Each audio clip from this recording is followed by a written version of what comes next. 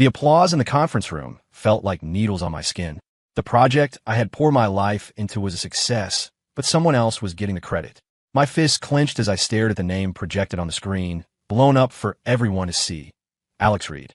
It was my proposal, my algorithm, my last 3 months of sleepless nights. I want to thank the company for this opportunity, and of course, my mentor, Leo, for creating this proposal. Alex stood in the spotlight, his eyes darting toward me for a split second. In his tailored suit, he was a different person from the flustered intern who used to shadow my every move. Ahem. Carol Davis, the general manager, was clearly annoyed that Alex had mentioned my name. Her glare was sharp enough to cut glass.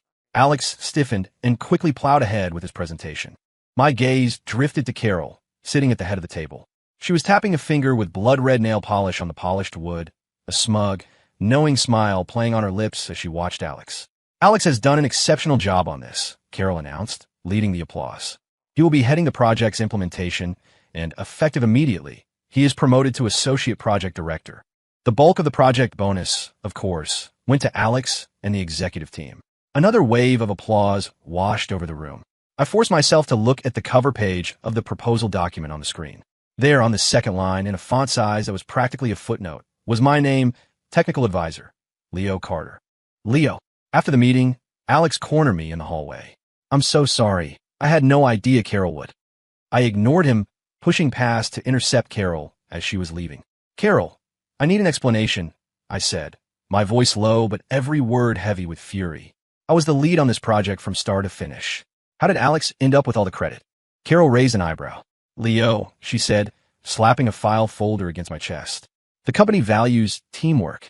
Next time, remember to include everyone's names.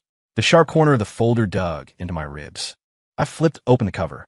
My name and Alex's were both listed under the project team, but mine was printed in a way that made it look like an insignificant afterthought. This isn't about teamwork. My voice rose despite myself. I wrote the proposal. I coded the algorithm. I was the one pulling all-nighters debugging it. Now Alex is the new star engineer, and I don't even get mentioned. This is completely unfair. Carol's expression turned to ice. Watch your tone, Leo. This was a decision from upper management. You need to learn to accept the chain of command. What upper management? I scoffed. Or do you just figure you can screw me over because I don't have connections? That's enough. Carol snapped. Keep this up, and you can kiss this month's performance bonus goodbye. Fine. I don't want it. I'm done. I yelled. Good. Type up your resignation letter and submit it through HR. I stood there, fists clenched so tight my knuckles were white. Alex and a few others rushed over, trying to de-escalate, to pull us apart. Finally, I just turned and walked away. Behind me, I could hear Carol's cold, dismissive laughter. It was almost 11 when I got home. The living room was lit by a single small lamp. Sophia was curled up on the sofa watching TV, but she jumped up the moment I walked in. You're back. She scurried over, took my briefcase, and stood on her toes to give me a quick kiss. Long day, honey. Go wash up. I'll heat up some dinner for you. She disappeared into the kitchen. I loosened my tie and sank onto the sofa, my mind a complete blank. A few minutes later, Sophia set a plate of warm food on the coffee table. How was work? Everything go okay? I thought today was the day your project wrapped up. I looked into her bright, expectant eyes. The words I got screwed died on my tongue. It was fine. Alex got a promotion. Alex, the intern you've been mentoring? Sophia frowned. But it was your project, wasn't it? Company's decision, I said, mimicking Carol's dismissive tone as I slumped back into the cushions. He probably has connections. Sophia's hand came to rest on my shoulder. That's so unfair. Her indignation was a small comfort. Is your boss blind? I just shook my head, a bitter smile on my face. Then I noticed a grocery flyer on the coffee table, covered in her neat handwriting, circling sale items. Next to it, a calculator displayed the day's expenses. Kale, $3. 50 eggs, $12. 00, ground pork, 15. 00. Asterisk operator at the bottom, she'd written, asterisk operator month as remaining balance, minus 15. 00. At the bottom, she'd written, months remaining balance, dash 15. 00. Asterisk operator at the bottom, she'd written, asterisk operator month as remaining balance, minus 237. That familiar, suffocating pressure settled back on my chest. I rubbed my face. Sophia, I want to quit. Her hand on my shoulder went rigid. What? I can't do this AI coding crap anymore, I said, looking up at her. I want to go back to the lab, to my battery materials research. That's what I studied, what I'm passionate about. Sophia slowly sat down next to me. After a moment of hesitation, she said, but her voice was soft. The mortgage interest rate is adjusting next quarter, and the HOA fees went up. And I know, I snapped, my voice suddenly loud. I know we're broke. I know I'm almost 30, and I have nothing to show for it. I shot to my feet, accidentally kicking over a grocery bag and scattering discounted cans across the floor. But am I just supposed to be a doormat for the rest of my life? Tears instantly welled in Sophia's eyes. She knelt to pick up the fallen items, her shoulders trembling. I'm not trying to stop you, she choked out. You can do whatever you want. I can get a second job. My heart felt like it had been pierced by a needle. Watching her small, fragile frame, all my anger evaporated. I knelt and wrapped my arms around her. I'm sorry, Sophia. I shouldn't have taken it out on you. She turned in my arms, burying her face in my shirt.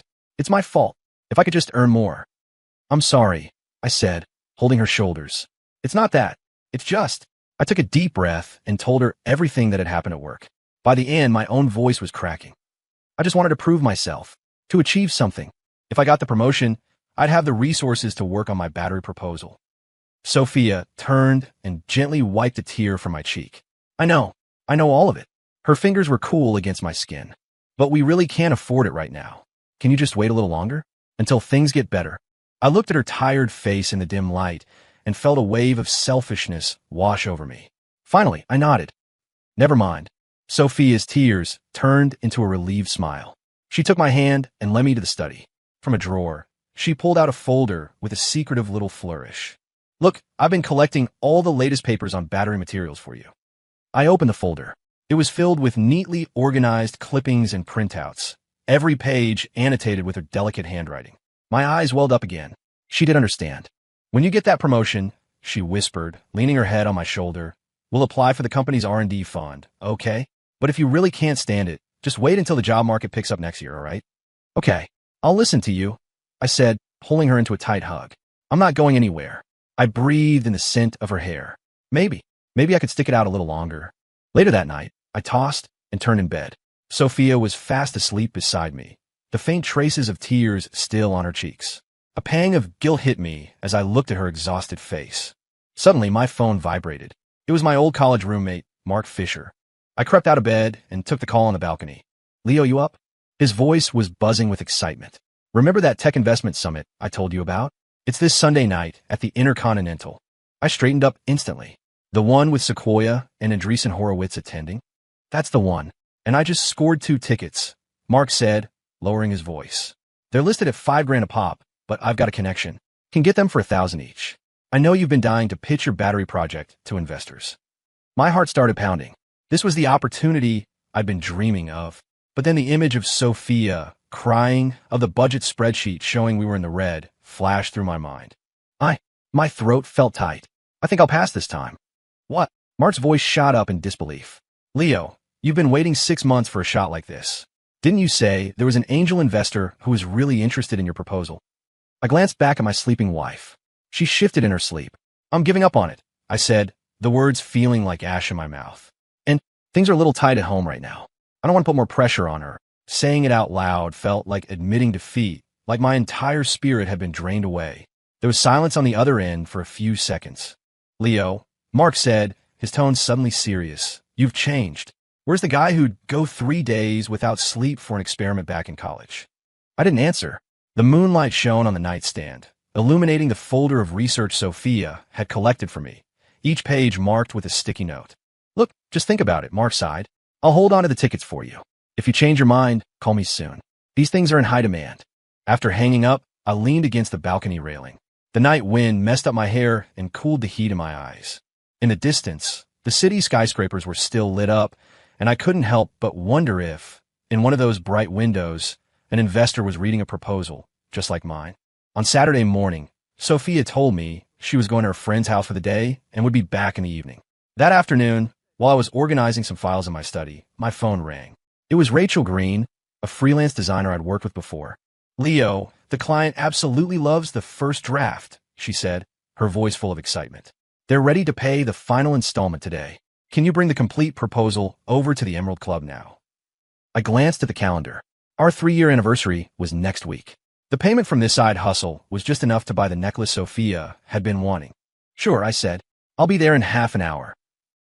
The Emerald Club was an exclusive, high-end venue on the outskirts of the city. As I walked through the ornate front doors carrying the document folder, a waiter was pushing a champagne cart toward the second floor. Big event today? I asked casually. Yes, sir. A private corporate function in the ballroom. I followed the signs toward the meeting rooms. As I passed a corner on the second floor, a familiar laugh made me freeze. The sound, it was so much like Sophia's, but the tone was one I'd never heard before, a kind of effortless, commanding elegance. On a strange impulse, I followed the sound. Through the half-open door of a private suite, I saw her. Sophia, dressed in a Chanel suit I'd never seen before, holding a champagne flute, a perfect smile on her face. And surrounding her, laughing and listening intently, were Carol Davis, Alex Reed, and the company's CFO, Diane Price.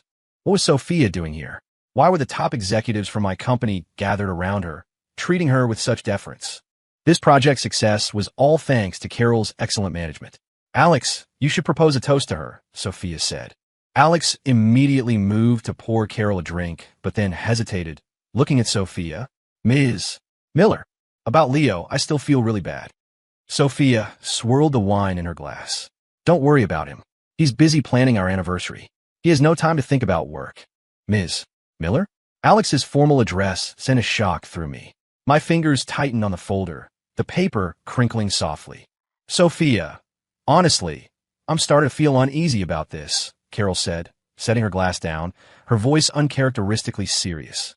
You're the owner of the company, and you know as well as I do what Leo is capable of. What you're doing to him isn't just unfair. I'm afraid you're going to break him. I'm helping him grow. It's for his own good, Sophia replied, a faint smile playing on her lips. He's too idealistic. He needs a dose of reality. As they say, what doesn't kill you makes you stronger. But this is too much. You found a way to save another $100,000 from his bonus this month. Sophia, do you really want me to play the role of the evil manager? Everyone in the company knows he was the biggest contributor to this project, except for him. Diane, the CFO, chimed in. My breath caught in my throat. The folder nearly slipped from my grasp. Sophia was the president of my company? The revelation hit me like a lightning bolt. Or the last 4 years of scrimping and saving, of living paycheck to paycheck. And why was the company's legal registration under Carol's name? Leo is such a good guy. Alex's voice was filled with guilt. He stayed up all night last week helping me revise the proposal, and he even gave me credit for his most innovative ideas. Now you've given me credit for his entire project. Ms. Miller, I can't keep up this act. Alex, don't forget we're childhood friends. You're supposed to be on my side, Sophia said, her tone hardening. I know, but Alex paused. You haven't seen how much weight he's lost in the last 6 months. He came into the office with a fever last week just to finish the code on time. Sophia, listen to me, Carol said, placing a hand on her arm. A man like him is hard to find. He's brilliant, and he's completely devoted to you. You need to cherish a good man. Don't lose him. She's right, Sophia. Don't let this blow up in your face. You'll regret it when it's too late. I think you should tell him the truth soon, Diane added. I know. Sophia set her glass down with a sharp click. That's exactly why I'm scared. If he finds out who I am, I'm worried. You all know. But Leo is definitely not with you for your money. He truly loves you. We can all see that. Alex insisted. The room fell silent. You're afraid he'll leave you? Diane asked, cutting straight to the point. Sophia didn't answer, but her silence was a confession. Sophia, Alex said, mustering his courage. Leo tells me all the time that the proudest moment of his life was marrying a resourceful and supportive wife like you. Enough. Sophia stood up abruptly. This conversation is over. None of you are to breathe a word of this. Her gaze swept over everyone in the room. I have my own plans. Just then, my phone started vibrating in my pocket. I fumbled to silence it. Who's out there? Sophia's head snapped up, her expression suddenly alert. At that moment, Rachel came hurrying down the hall from the other end. Leo, there you are. The client is getting impatient. I quickly pulled her away, catching a glimpse of the suite door being pushed open as we left. We had just reached the client's meeting room when my phone rang again. I glanced at the screen. It was Sophia. Is that a family call? You should take it. I'll let Mr. Henderson know you'll be a minute, Rachel offered. Thanks, Rachel. I appreciate it. I walked over to a quiet corner in the emergency stairwell. Hey, honey, where are you? Her voice was the same gentle tone I knew so well. At home, I said, my eyes fixed on the club's gilded entrance. Just about to head out to the store. Thought I'd make you something special for dinner tonight. What about you? Oh, is that right? She sounded relieved. I just woke up from a nap. I dreamed about you. What did you dream? I asked. I dreamed you were in this beautiful place. Her voice trailed off, wearing a suit I'd never seen before. My palm, slick with sweat, tightened around the phone. I forced myself to sound calm. Silly, where would I go? What do you want for dinner? After hanging up, I went in to see the client. An hour later, the deal was done and the files were delivered. On my way out, some strange force pulled me back toward that suite. It was empty. All that remained was a half-finished glass of champagne on the table, a faint trace of Sophia's lipstick on the rim. As evening fell, I walked the streets aimlessly. The last 4 years played out in my mind like a movie reel. The sale flyer she happened to find that made me miss an opportunity for an overseas fellowship. The overtime pay she coincidentally received every time one of my projects exceeded the regular savings account she insisted I use. My phone buzzed again. A notification from Rachel. The final payment for the side project had just been transferred. I stared at the number on the screen and laughed until tears streamed down my face. The money I thought would be a wonderful surprise for her was probably pocket change in her world. I scrolled through my contacts until I found Mark Fisher. Taking a deep breath, I hit dial. Mark, that investment summit you mentioned. Are the tickets still available? You came to your senses? He said, surprised and pleased. I knew the Leo Carter I know wouldn't give up that easily. A streetlight stretched my shadow long and thin on the pavement. I looked up at the starless sky. Yeah, I whispered. I've come to my senses. The tech summit on Sunday was packed.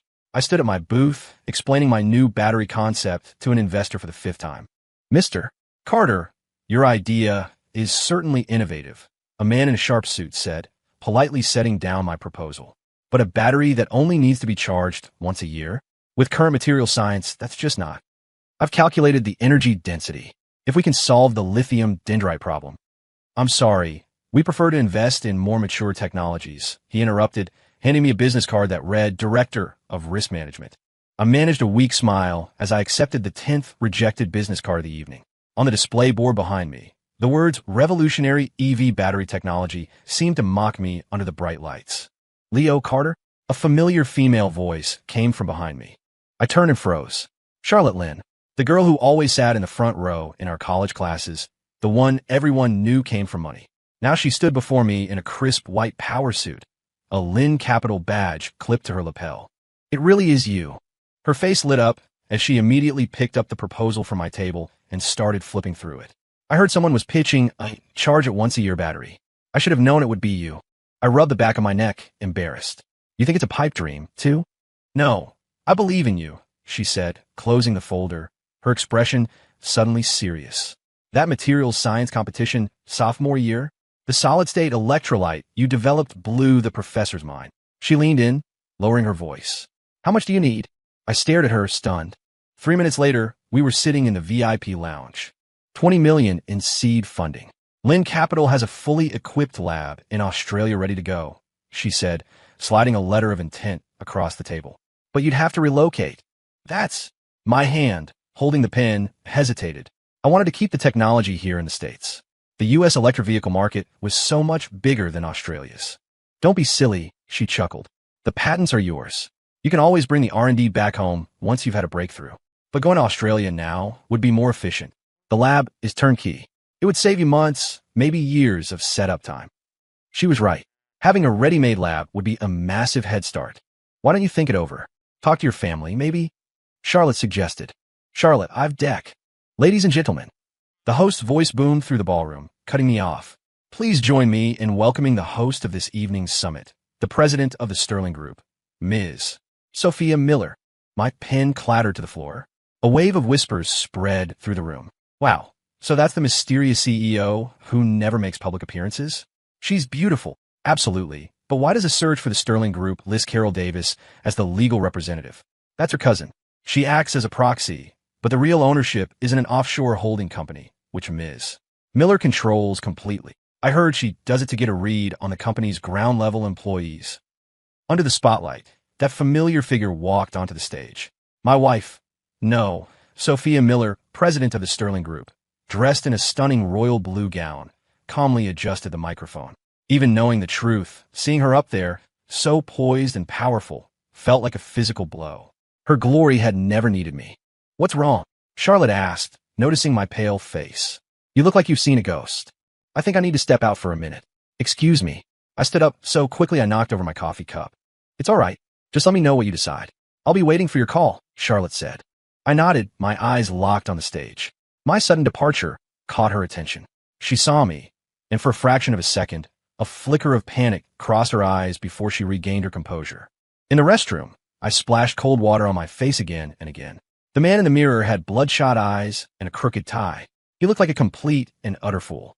4 years of marriage, over 1,000 nights sharing the same bed, and I never once realized the woman sleeping next to me was the heir to a multi-billion-dollar empire. It was terrifying. Leo. My body went rigid. In the mirror's reflection, I saw Sophia standing in the doorway.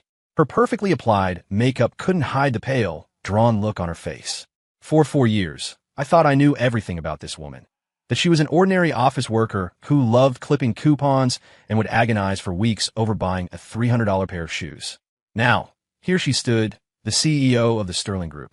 Don't call me that, I said, yanking a paper towel from the dispenser and crumpling it into a ball. Mrs. Carter? Or should I call you Ms. Miller? What's the proper etiquette here? Honey, please don't be like this. Can we just go home and talk? She pleaded. I can explain everything. Explain what? I cut her off. Explain how you've been playing me for a fool, or explain why you've been actively sabotaging my career. I haven't. I was just. She grabbed my wrist. It's not what you think. Then what is it? I shot back, my voice echoing in the empty restroom. Was this all some kind of role-playing game?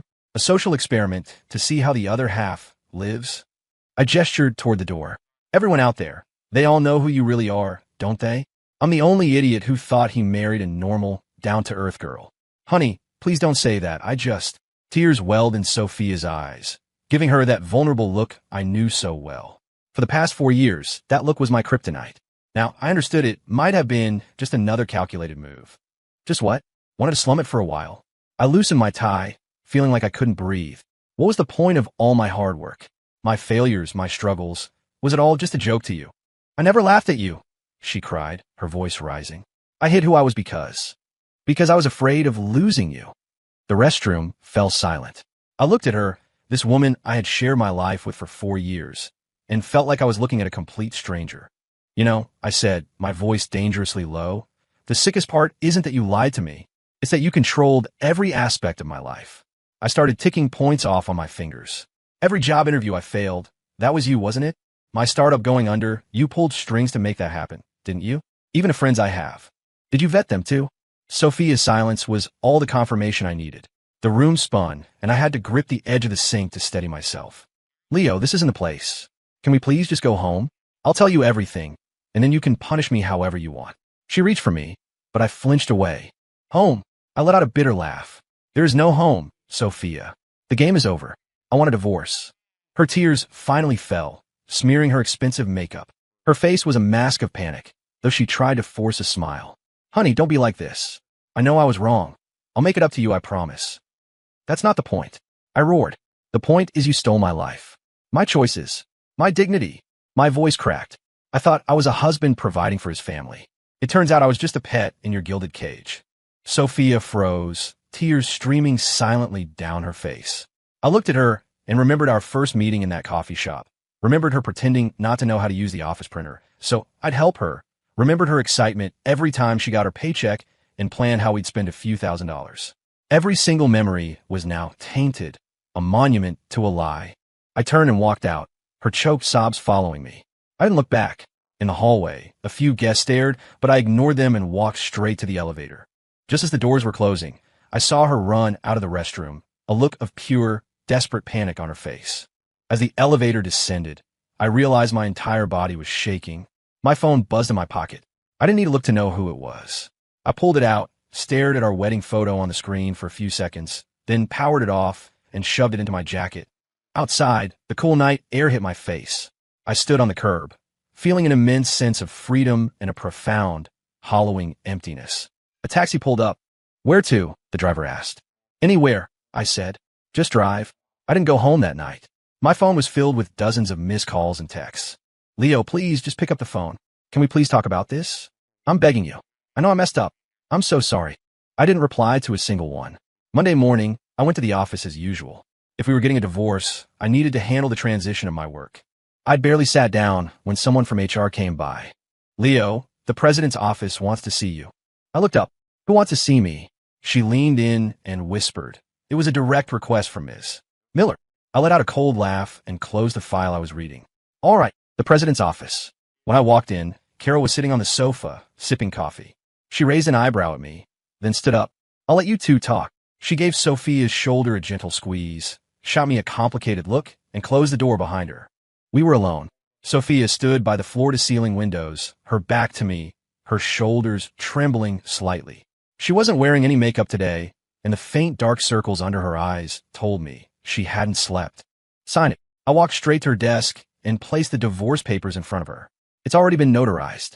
All you have to do is sign, and it'll be official tomorrow. I'm not asking for senator money. All I want is the back pay you owe me for my work. She spun around, her eyes red-rimmed. No, Leo, we don't have to do this. I stared at her, my face a blank mask. She rushed over, pulling a document from a drawer and sliding it toward me with a trembling hand. Look, I've already drawn up the promotion papers. Director of Engineering. A seat on the board. We'll triple your salary. I didn't move.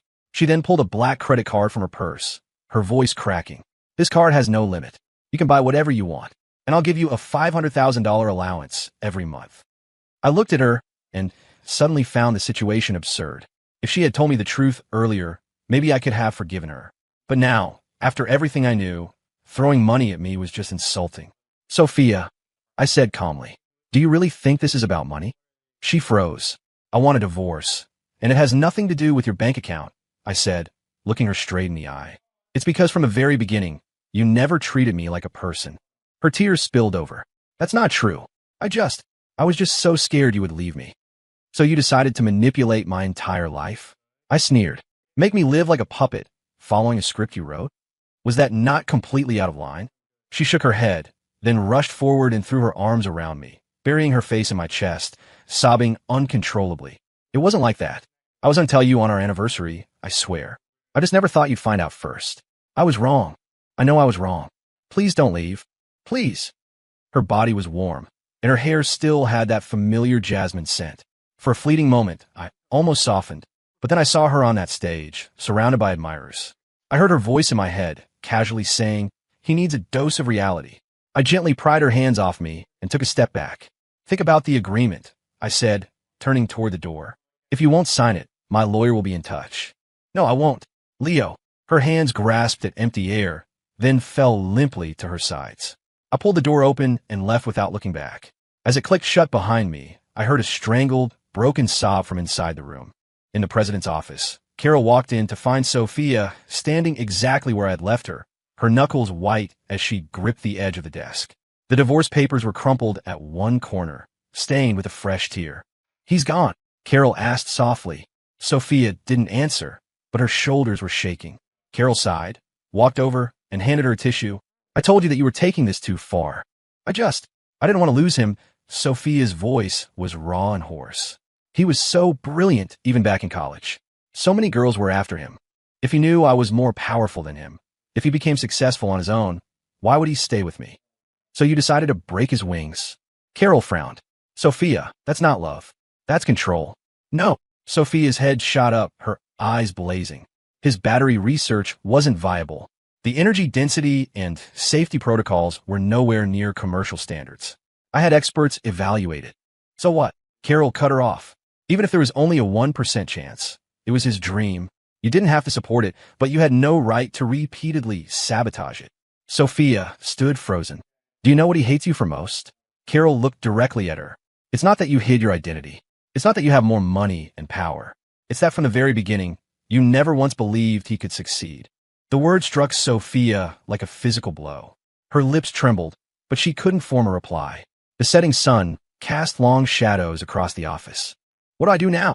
Sophia murmured, as if asking Carol, or perhaps herself. Carol was silent for a moment before speaking. Do you know what Leo is doing right now? Sophia shook her head blankly. He's applying for a skilled worker visa to Australia. Carol pulled up an email on her phone. I had someone look into it. A college friend of his has a lab in Melbourne. They specialize in new energy development. The color drained from Sophia's face. If you really want to keep him, Carol said slowly, there's only one thing you can do now. Support him. Unconditionally. Even if you think his research is a pipe dream. Sophia lowered her head, her long hair hiding her expression. After a long moment, she pressed the intercom button on her desk. Diane, prepare a transfer agreement for 5% of the group's shares. And cut a check for $20 million. Her voice was quiet, but laced with a new resolve. Carol raised an eyebrow. Are you sure about this? Sophia gave a bitter smile. You were right. If I don't even let him try, he'll never forgive me. She looked out the window. Twilight had fallen, and the city lights were beginning to glitter. The man who used to wait for her to come home every night would no longer be there, standing under that warm porch light. Unless she had one last chance. The air conditioning in the visa processing center was frigid. I kept my head down, filling out the forms, the scratch of my pen, the only sound in my bubble of concentration. The application for the skilled migration visa to Melbourne was submitted. The lab in Australia had a spot waiting for me. In 1 month, I could be gone for good, away from the lie that had been my life for 4 years. Leo, the familiar voice made my hand freeze. I turned. For a second, I barely recognized her. Sophia was standing in the middle of the lobby, without a trace of makeup, her hair pulled back in a simple ponytail. She was wearing a baggy sweater and jeans, a far cry from the impeccably dressed CEO. Her eyes were red and swollen, and she was clutching a folder so tightly her knuckles were white. People were starting to stare. Let's talk outside, I said in a low voice, grabbing my papers and walking quickly toward the exit. We sat in a coffee shop around the corner. I pushed a cup of black coffee, no sugar, the way she used to like it, across the table to her. She didn't even look at it. Her eyes were fixed on me, as if she was afraid I would vanish. Is the visa approved? She asked, her voice trembling. Still processing, I replied calmly. What do you want? She took a deep breath and pushed a folder toward me. Look at this. I opened it. Inside was a share transfer agreement for 5% of the Sterling Group. Stock worth well over $100 million. There was also a cashier's check. The amount written in the box made my head spin. $20,000,000. I know you're raising capital for your battery project, she said, her words tumbling out in a rush. You don't have to go overseas. You could do it right here. Is this enough? If it's not, I can give you more. Sophia, I interrupted. Do you really think this is just about money? She froze. I let out a cold laugh and pushed the folder back to her. 3 years ago, when I was shopping my business plan around, if just one person had given me $2 million, the market landscape might be completely different today. I didn't know then. You didn't know, I said, staring into her eyes. You had your experts evaluate it, remember? You told Carol my research wasn't viable. The blood drained from her face. So why the sudden generosity? I leaned forward. Because you've lost control? Because you're afraid I'll actually succeed in Australia and prove how wrong you were? No, she cried, jumping to her feet and knocking over a coffee cup. The dark liquid spread across the table. I don't want to lose you. So you try to buy me? I scoffed. Or do you just assume all men can be placated with a fat enough check? She looked like she'd been struck, stumbling back a step. How could you? I heard you, I said, standing up. That night, at the celebration dinner, I heard every single word you all said. Tears streamed down her face. She reached for my sleeve. That was just a stupid thing to say. Leo, please believe me. This time I really do want to support you. Support me? I pulled my arm away. You never gave me the most basic thing, trust. This check is just another form of control. If I succeed, you'll say, see, you're nothing without me. If I fail, you'll say, I told you it was a pipe dream. She stood there, speechless, every one of her defenses stripped away. Sophia, I said, using her name for the last time, I don't need your money. I need respect. And besides, if you don't believe I can succeed, why waste your money? With that, I turned and walked toward the door. Leo, she screamed behind me, her voice shattering. Do you hate me that much? I paused at the door, but didn't turn back. I don't hate you. I just don't respect you. As I pushed the door open, I heard a soul-crushing sob behind me. 3 days later, my lawyer received the signed divorce papers. Sophia had added a handwritten clause at the bottom. The Sterling Group retains the right of first refusal for any future investment in Mr. Leo Carter's projects. I smiled, drew a line through the clause, and signed my name. Outside my window, a plane bound for Melbourne streaked across the sky, leaving a clean, white trail in its wake. In the president's office at the Sterling Group, Sophia stood by the window, a half-smoked cigarette dangling from her fingers. She never used to smoke, but today this was her third. Diane Price, the CFO, walked in, followed by Alex Reed. You sent him the money? Diane asked, getting straight to the point. Sophia didn't turn around. How much? 20 million. And 5% of the company. Alex and Diane exchanged a look and sighed in unison. Alex looked at Sophia, hesitating to speak. Sophia, Diane finally said, do you really think money is what Leo needs? Sophia finally turned, her eyes red. What else can I do? He won't even see me. Because what he wants is his dignity. Diane's tone was sharp. You still don't get it, do you? The more money you throw at him, the more you humiliate him. Sophia's hand trembled. I just wanted to make it up to him. But Ms. Miller, Alex interjected, the thing Leo hates most is being manipulated. Giving him money now is no different from suppressing him before. In both cases, you're just forcing on him what you think he needs. Sophia froze. Diane sighed. Sophia, think about it. If he accepts the money, what will people say? Look at Leo Carter. His wife lies to him for 4 years, and he shuts up after a big enough payout. Do you really think he could live with that? But if he doesn't accept it, Alex added, it's over between you for good. It's a lose-lose. The color drained from Sophia's face. Then, what am I supposed to do? Apologize. Sincerely, Alex said firmly. No more games, no more manipulation. Tell him everything, and then let him go. Let him go. Sophia's voice shook. Yes, let him make his own choice, Diane said, looking her in the eye. If he really loves you, he'll come back. If not, you can't force him to stay. A woman has to learn to yield to conquer. Sophia's cigarette fell from her fingers, scattering embers on the plush carpet. The day I moved out, I found an envelope tucked away in the back of a desk drawer. It was a simple craft paper envelope, unaddressed, with only the words for Leo written on it. I opened it. Inside was a wedding ring, the one I had given her, inscribed with SC and LC, and a letter. The handwriting was shaky, as if it had been written through tears. Leo, I was wrong, not just for hiding who I was, or for trying to control you, but for never truly believing in you. You were right. That check wasn't support. It was charity, because deep down, I always thought your dream was unrealistic. But what is reality? It's the cage I built with my lies, the trap I set with my so-called good intentions. I'm not asking for your forgiveness. I only hope that one day, you will build the future you always wanted. I hope you succeed. Always yours, Sophia. I held the letter for a long time, unmoving. Outside, the moving truck had just finished loading the last box. The airport announcer called for final boarding. I picked up my carry-on, ready to head through security when I saw her in the crowd.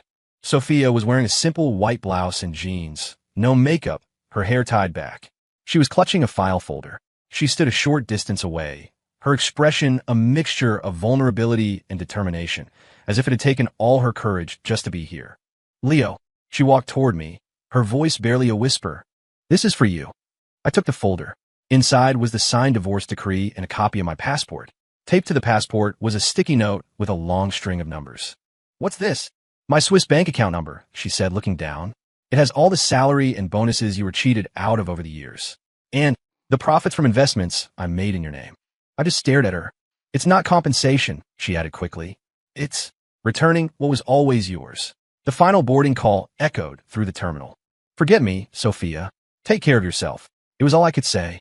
I turned and walked toward the security line. Leo, if you ever change your mind, if you can ever forgive me, just call. No matter where you are, I'll come to you. I paused for a second, then gave a small wave over my shoulder without looking back. She didn't try to stop me. She just stood there, silent tears streaming down her face. As the plane took off, I deleted every photo of Sophia from my phone. I kept only one, a picture from our college graduation of me and my team holding the trophy from startup competition. In the photo, my smile was wide and confident, my eyes full of light.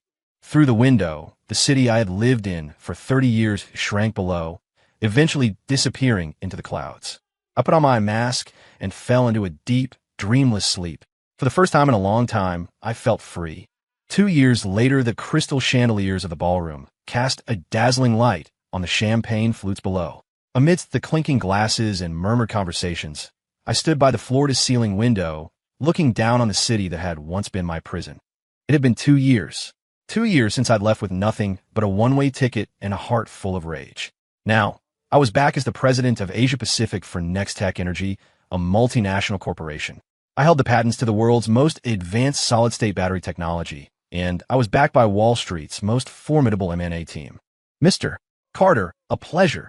A man with an obsequious smile approached, glass in hand. I hear you're planning to move the core of your supply chain back to the U.S. I offered a polite smile and touched my glass to his. The country needs new energy solutions. I'm just doing my part. As he spoke, my phone vibrated. A text from Charlotte. Ran into some old faces. Be right back. A small smile touched my lips. As I was about to reply, I felt a pair of eyes on me. A stare so intense, it was like a physical touch. I turned slowly, across the crowded room. My gaze met a pair of eyes that were both familiar and strange. Sophia. She stood 20 feet away, poured into a deep crimson gown, her fingers clutching the stem of her wine glass, so tightly her knuckles were white. She was thinner than I remembered. Her makeup was flawless, but it couldn't hide the deep-seated exhaustion in her eyes. Our gazes locked, and for a moment, the world seemed to stop. She moved first, her heels clicking softly on the marble as she approached.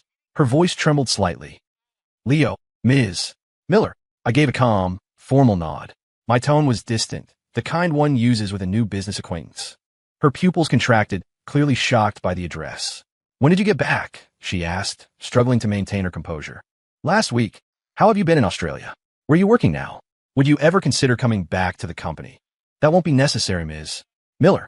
I'm quite happy with my current position, I said, my detached words hitting her like daggers. Her eyes reddened instantly. She reached out and grabbed my wrist. Leo, can we please talk? In private? I know back then.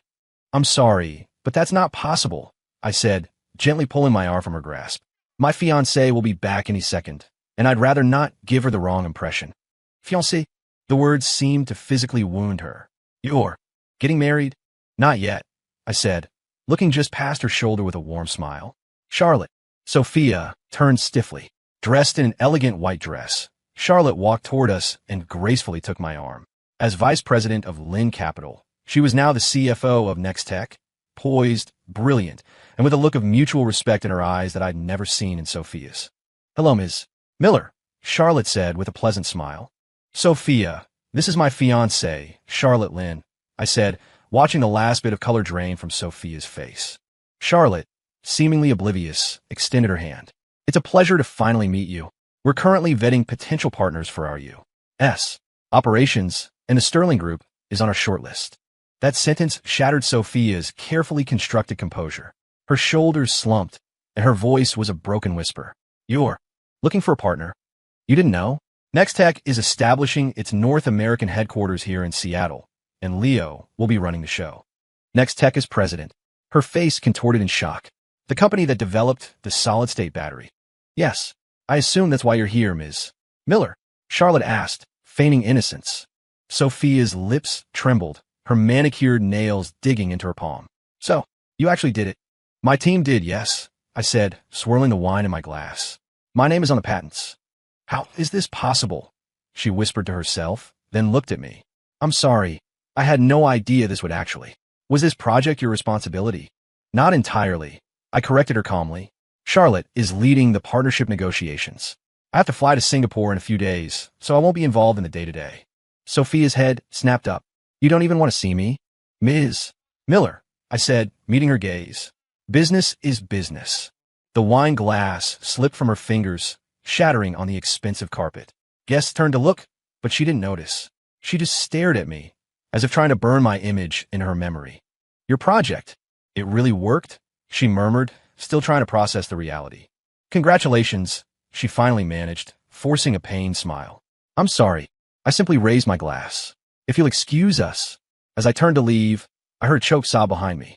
Later that evening, my assistant informed me that Sophia had spent half an hour crying in the restroom, emerging with her makeup completely ruined. Should we remove the Sterling Group from the shortlist? He asked. No, that won't be necessary, I said, closing a file. Business is business. Outside my hotel window, the Seattle skyline glittered. 2 years ago, I was a failure running for my life. Tonight, I had returned in triumph. And the woman who once controlled my destiny had finally learned the bitter cost of underestimating someone. The day after Nextech announced its short list of potential partners, Sophia showed up at my office. She was dressed in a sharp white suit, her hair styled in soft waves, her makeup impeccable. She carried an elegant gift box and even managed a hopeful, almost cheerful expression as she stood in my doorway. Leo. She walked in, a small smile on her lips. Thank you for seeing me. I gestured for her to sit. Of course, Ms. Miller. What can I do for you? It's about the partnership, she said, placing the gift box on my desk. I know that, based on Sterling's current tech specs, we couldn't possibly have beaten out the global giants. It must have been you. Ms. Miller. I interrupted, my tone even. Nextech's selection process is completely transparent. The Sterling Group was chosen because your proposal was superior. She watched me with a knowing smile. Leo, you don't have to hide it from me. I know some of our competitors are much stronger. I did my research and she smiled. Apex Digital's proposal was objectively better than ours, and a few others were neck and neck. So you helped me, didn't you? You still have feelings for me. You're still looking out for me, aren't you? Her words were so presumptuous, I couldn't help but laugh. After all this time, she still thought everything revolved around feelings. I pressed the intercom. Ashley, could you bring the evaluation report for the Sterling Group, please? My assistant quickly brought in a thick binder. I flipped it open to the technical scoring summary and pushed it across the desk to Sophia. Your proposed solutions for energy density and safety scored 30% higher than any other bidders. That is the reason you won. Her eyes scanned the report, and then she froze. The theoretical basis for this core technology. Her fingertips trembled as she traced a line of text.